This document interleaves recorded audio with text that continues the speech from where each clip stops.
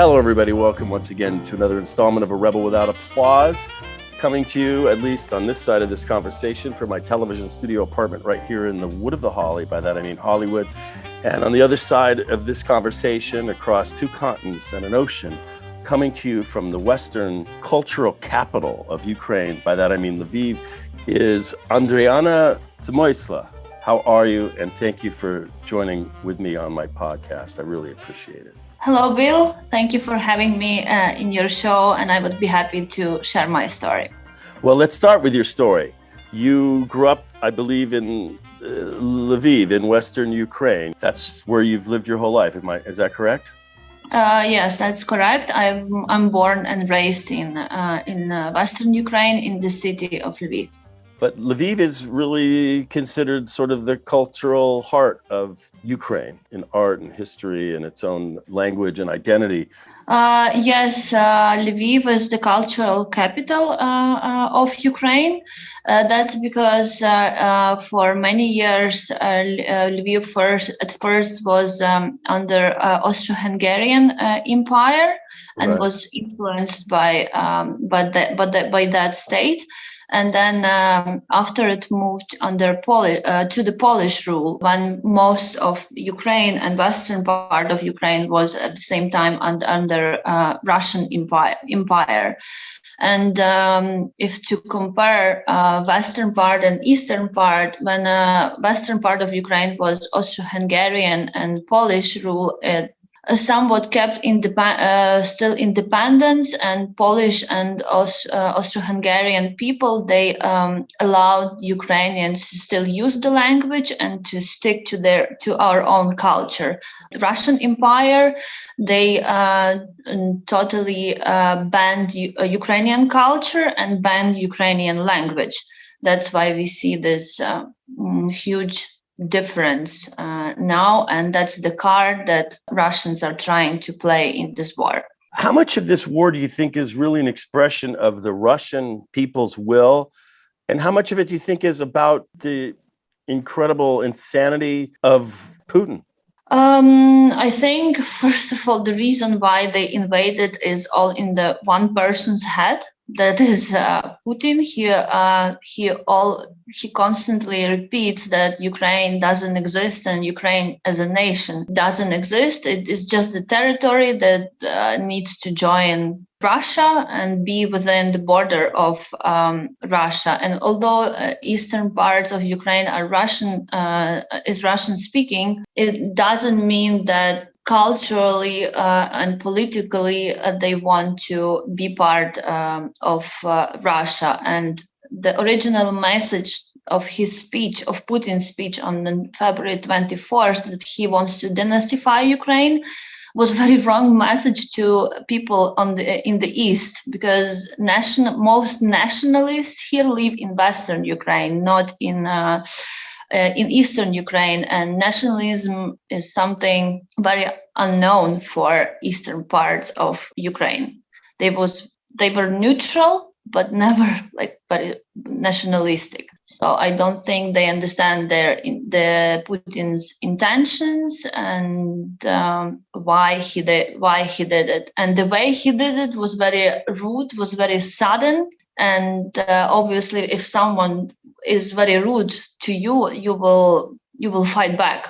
You will never let a person to your house and to your life. So I think this is the big mistake. Now, one of the misconceptions that I think a lot of people where I live have is that this is a brand new war, when in fact, this thing has been going on for 6-8 years in terms of what happened in the Crimea and then on the eastern edge of this country. So this isn't really the beginning of a war. It's an expansion of a war, in my view. When, foreigners say the war started for us back in 2014 when they annexed Crimea. And some parts of Luhansk and Donetsk Oblast. Back in 2014, yes, it was very sudden. Our armed forces were not prepared to fight back. Our leadership didn't manage to take timely decisions to fight back. But during the last 8 years, we've got much aid and military aid, including from the United States and from many Western countries. And I myself was working 5 years on the Yavoriv military training base, together with the U.S. Military instructor, and they were providing training to the Ukrainian troops and according to the NATO standards. So I think that the reason why Ukrainian army shows such incredible results right now is because they've trained with US instructors and they participated in many international military trainings. And what was that experience like for you? I imagine you were an interpreter, a translator between. Yeah, I started as an interpreter I worked with U.S. Public Affairs, U.S. Military Public Affairs team, and then I became their assistant, and then I worked also with a Canadian mission on ground as an communications assistant. What was that like between the U.S. and the Ukrainian soldiers? I mean, did they get along? What were they? Was it helpful? Did U.S. soldiers really know that much more? I'm curious what that experience was like. They got very well along together. I think not only American or other troops were training Ukrainians, but also they were trying to understand and see the experience of Ukrainian troops, because during all the past 8 years, Ukrainian troops were fighting in the east, so they had a real combat experience. So it was this mutual learning and mutual integration of NATO standards based on experience of the Americans in Afghanistan and Iraq, and also based on Ukrainian experience of Ukrainian troops in the East. So I think that was a very beneficial cooperation. It looks to me like the Russians are getting destroyed in Ukraine.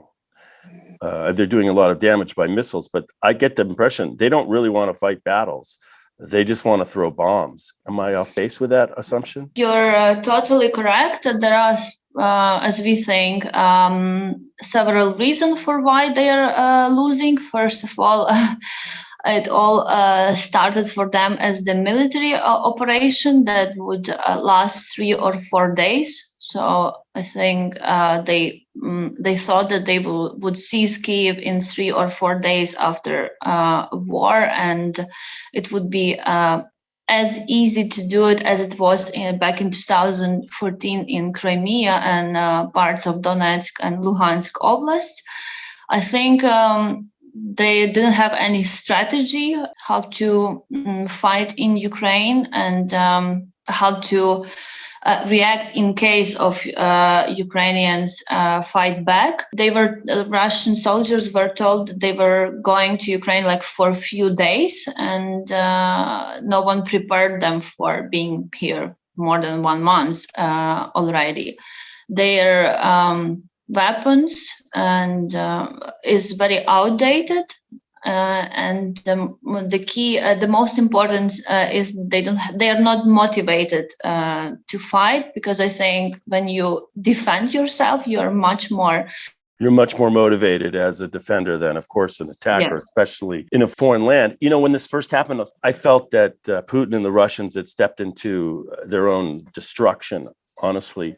But I couldn't help but think of what happened in 1918 or 17, when the Tsar's Russian army basically left the battlefield. They voted with their feet and returned home. And next thing you know, there was a revolution. And it seems to me that this is maybe repeating itself for the Russians. I'm not sure. I don't know, but it feels that way to me. Yeah, it does. And don't forget about sanctions, European sanctions and sanctions from many Western countries. They are trying to pressure Russia and to completely destroy the economy of Russia. So I imagine if I would be a Russian soldier, I would just go back to my family, to my relatives, and when the prices are very high, when I don't have a salary, there are rumors that Russian soldiers they don't pay them. That's why we see all these atrocities there here in Ukraine, because their leadership they don't pay their soldiers, but they allow to do all these atrocities as a compensation for not giving them money. If I would go back to my family and have nothing to tell them and don't have any money to buy anything and see the country being the price is so high, I mean, I would ask myself why I'm doing it. I mean, what results does it bring? You're helping journalists get into the country and find their way to the story. Talk to me about what you're doing and if indeed an accurate message of what's going on is really getting out. Yes, I'm currently working with New York Times in Lviv, and I'm trying to find ideas for stories for them and to show the world and Americans the daily routine in Ukraine, first of all, how people, civilians, because it's not only Ukrainian armed forces that fight Russia back. It's with the support of many civilians. They are able to do it. And we have very many humanitarian missions here, people who just gave up their jobs and do stuff like they do army nets. They prepare food for the soldiers who are at the front line and refugees. People who volunteer to help refugees, to find housing for refugees and food for refugees. Because obviously, if I'm not mistaken, 4 million of Ukrainians went abroad, but 6 millions of Ukrainians are still considered to be internally displaced, and they mostly come to Western Ukraine. So we are trying to, as being relatively safe part of Ukraine, we are trying to accommodate them and for them to feel welcomed here. And those are many people from Mariupol, Kherson, Sumy, Chernihiv, all the cities that have been heavily bombed, and people lost their houses and basically all the life they had before February 24th. So together with reporters on ground, we are trying to show both the military side of the war and the human side of the war by telling all these stories. There was another dimension to this struggle that I was reading about that's always interested me, and that is the people that are in some of these cities that are occupied, and their nonviolent opposition to the Russian occupiers, and how they're frustrating just the basic occupied administration of some of these places. I mean, even if the Russians were to actually occupy and control some of these, these cities, it still feels to me like it would be a futile and defeating exercise, because they would never, ever have any cooperation with the citizenry. I think they just, at this point, are trying to get more territory. They don't care about people, about civilians, and then they shoot at people. I think the Russian government and Putin, they clearly understand that they are losing. But the Russian people are so much brainwashed and so much believe in the success of this war, or as they say, military operation, that Putin, together with his puppets, is trying to make any result of the war. I mean, and this they don't care about the price of the potential victory or the result. They're just trying to show or to bring something on plate to their people, to show that at least they succeeded in some part of Ukraine. And I've been hearing thoughts for the last few days that 9th of May is a victory day in Russia. It's very important celebration for Russians. That's why they regrouped and moved the majority of troops to eastern Ukraine, and they will do everything possible to conquer the administrative borders, at least of Luhansk and Donetsk region, just to basically have something to say on the parade in Moscow on the 9th of May. which is the anniversary of the surrender of Germany, I believe. Is that correct? Yes. Mm-hmm. Do you think that there's a pathway to a negotiated end to this war with Russian soldiers holding these territories? I do not believe that peace talks will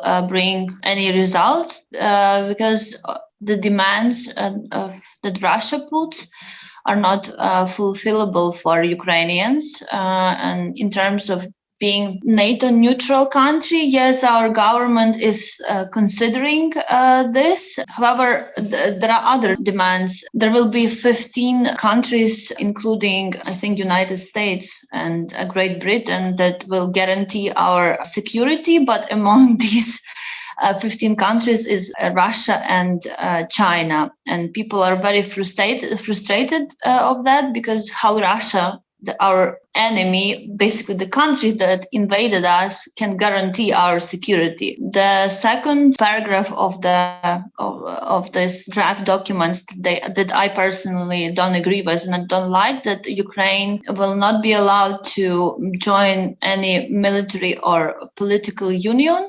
And will not be able. Our army will not be able to take part in any international military trainings. But me, as no one else, I know, because I've worked hand in hand with both troops, Ukrainian and Americans. As I said before, that's why we keep winning, because we've been trained by Western partners, and only our own armed forces can guarantee us the best security. And if they stop training and stop participating and cooperating with NATO member armies, I mean, Russia will sooner or later invade us again, and we will not be able to fight back. That's why, and after Bucha atrocities and atrocities done by Russians, I think Ukrainian people are not ready to any compromises anymore with Russia. So we're looking at a long struggle then,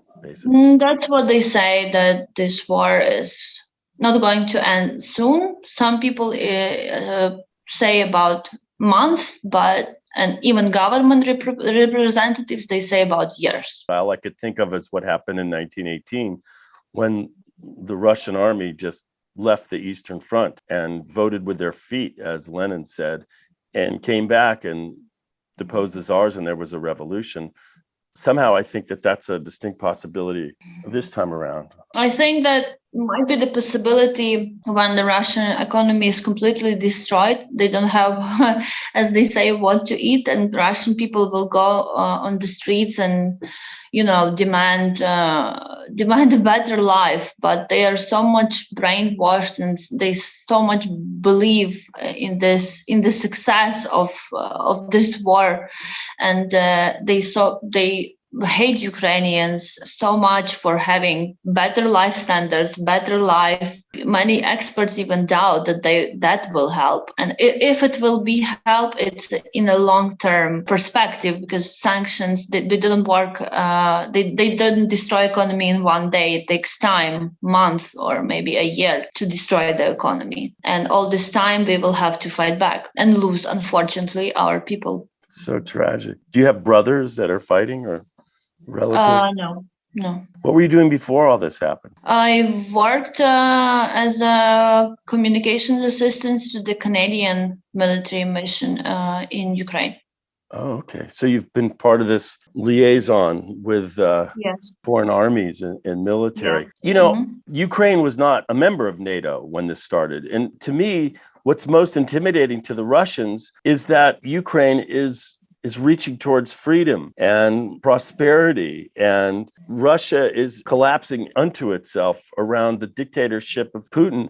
And when you have an authoritarian regime next to like explosion of freedom, the authoritarians just have to crush it. They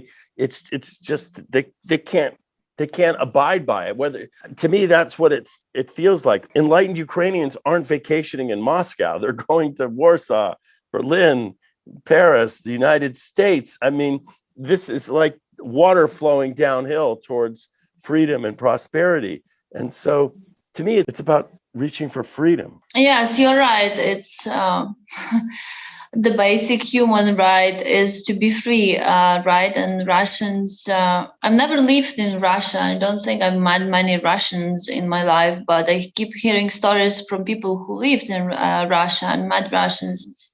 They're the way, I mean, even if you talk to them, they are not free of what they do, of expressing their opinion, because they are so much are told what to do, what to say, and freedom is not the inherent trait of Russians, whether it is of Ukrainians, and because we were always fighting back for our independence throughout history, and we were always trying to make better life around ourselves, to experience life, to go, I don't know, to experience other cultures. We are very open people, and I mean, people who, foreigners and Americans who visited Ukraine, they know what I'm talking about. And this is not the case about Russians. So I think this is the main difference. And I think that Putin has very bad analysts and strategists, because they could find out all this before they started war, you know. Right. But they didn't care even to read or to do their basic analysis, how Ukrainian nation changed, especially during the past 8 years. What's amazing to me is your president, Zelensky, this Jewish comedian. I'm very proud because I am also a Jewish comedian, turned into an international icon, a hero. I don't know how aware you are of that from within Ukraine, but from outside, I mean, he's considered the greatest man in the world right now. I will be honest. I haven't voted for Zelensky back in 2019. I haven't supported him much. I think before the war he did quite many diplomatic, political mistakes and quite many bad decisions. I mean, when it comes to internal, when during the elections he had his rating was 5%. It dropped down to 30% just before the war. But right now, even if if I'm the one who haven't voted for him and haven't supported him, I can say that yes, I'm proud of the president of Ukraine, the way he handles military and diplomatic sectors or vectors, the way he tries to communicate with parliaments of Western countries, with Western leaders, how simple, like in a simple language. He's being strict sometimes and direct, no time for diplomacy. And I think he finally and fully understood that he is responsible for the nation. He leads the nation, and people look up to him, and the same military looks up to him. And I want to make sure that before I say goodbye to you, that if there's any misconceptions that you might want to correct that, or just let people know before, we say goodbye here. President Zelensky first was asking to close the sky over Ukraine. Personally, I understand, because I know what is NATO Article 5 and why it cannot be done. And if they do it, it will be a precedent for the future. But we have been asking for so long for these fighter jets from the United States and from Poland. And I would like to say that we really desperately need those fighter jets to fight back in the sky, because we've received and keep receiving quite many weapons from Western countries, and I understand that they're trying to help us, but our weakest point is in the air, because Ukrainians, they do a good fight on the battlefield on the land. But we don't have so many fighter jets. We have very good pilots, but not fighter jets. And the ones we have are very old. And these pilots, they very often keep risking their lives and safety just to save lives of civilians, of Ukrainians. So we should not let people forget that the weapon that they are trying to deliver here will compensate for those fighter jets. We need to be able to fight back good in the air and to destroy Russians in the air. So that's my message. And are the journalists still pouring in to tell this story, and you're helping them every day? See, I'm reading the foreign media, and this story unfortunately somehow disappears from the headlines. And I understand that Western countries are trying to help us as much as they can by delivering other sorts of weapons. Mm-hmm. But they often forget that we need the good air defense. The jets. The jets, yes. Well, Andriana, I really appreciate you taking the time to share with me your story, and I hope you stay safe. Are you traveling across the country, or are you pretty much staying in Lviv? Right now, I stay in Lviv, but the first 5 days of the war, I was in Kiev. I basically was awake when the first attacks in Kiev happened. 4 a.m. February 24th. I will never forget the sound and the date of those strikes. Did you think it was going to happen, or were you still surprised? No, I was, as probably 90% of people here, I was very surprised because they've been talking about potential war, like months before it started. But we've all thought that it will start in the east and they will try to recapture Luhansk and Donetsk Oblast, but we would never ever think they would so suddenly invade the whole Ukraine. Well, I think they thought they could, in a very bold strike, take over the capital and replace the government, and bingo, it's over. And they got a rude surprise. So that's what I told you. They thought they would seize Kiev in like what? 3 or 4 days, and then the Russian military even brought with them the parade uniforms because they expected that they would have a parade in Kiev a few days after the war started. My wish is that the Russians are expelled and that the regime is replaced and that reparations are paid and that you and your countrymen have an opportunity to be free and reconstruct a happier future. Yeah, I think we are already free. We will win no matter what takes. It's just pity it takes so many lives of civilians. Right. That's the hardest thing, I would say.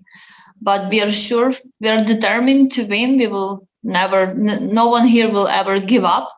There is no way back, as we say, and we think that Ukraine, after we win, will be even better and even more prosperous country.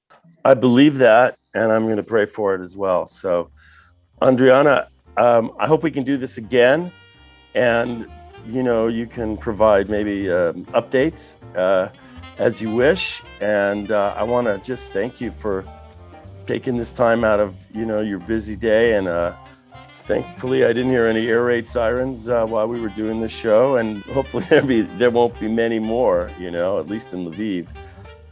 So just thanks for taking the time. I really appreciate it.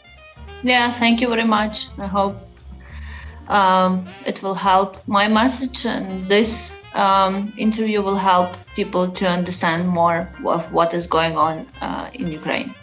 Well, one thing I got for sure talking to you is a deeper sense of the determination of yourself as an individual, but also of the Ukrainian people as well. So, gee whiz, I wish you all the best.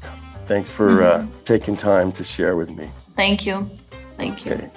So, folks, you heard it direct from Andriana Zmysla from Lviv in Ukraine. Till next time, folks, namaste, shalom, and aloha. By that, I mean namasaloha. See you. Thank you. Thank you.